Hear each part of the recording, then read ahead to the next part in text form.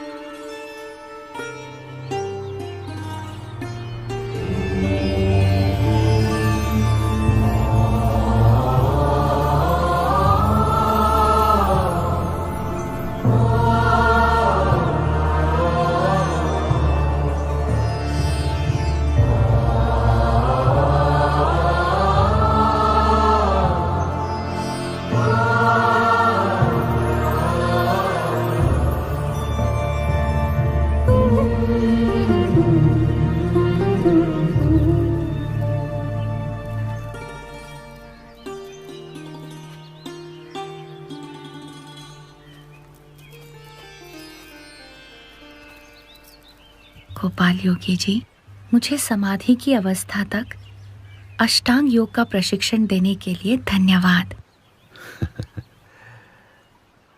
यह तो आपकी मनुष्य लीला है प्रभु, कि मुझे आपकी भक्ति का अवसर देने के लिए आपने 12 मास तक मुझसे अष्टांग योग की शिक्षा लेने का यह प्रसंग उपस्थित कर दिया। अन्यथा आपके योग से परे और कोई योग ही नहीं है प्रभु। आप तो सर्वोच्च साध्य ऐसे परमात्मा है।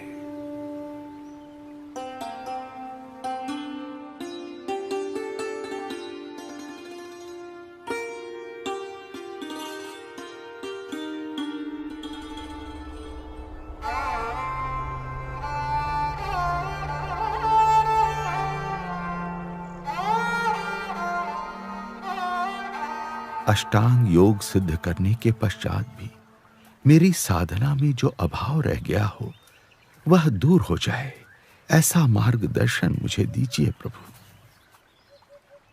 अष्टांग योग का फल निर्विकल्प समाधि की स्थिति है, पर माया के प्रभाव से उस स्थिति में भी बाधाएं आ सकती हैं।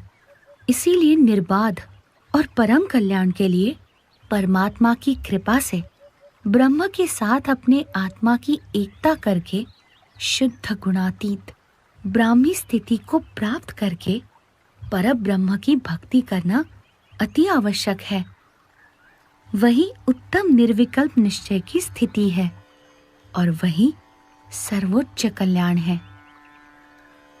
आपने अतिशय कृपा करके मुझे ऐसे दुर्लभ और नवीनतम दर्शन का प्रशिक्षण दिया है प्रभु। मेरे अंतर में आप ही का स्वरूप स्थित हो गया है नीलकंठ वर्णी। मुझे देह भाव की विस्मृति हो रही है। आपकी कृपा से मैं कृतकृत्य हूं नीलकंठ वर्णी।